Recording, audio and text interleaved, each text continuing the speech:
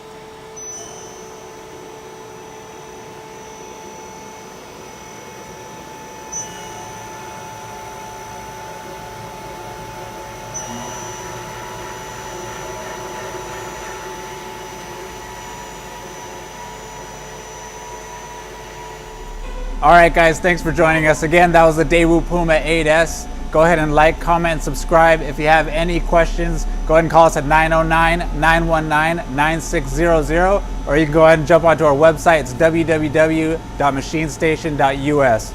Thanks again.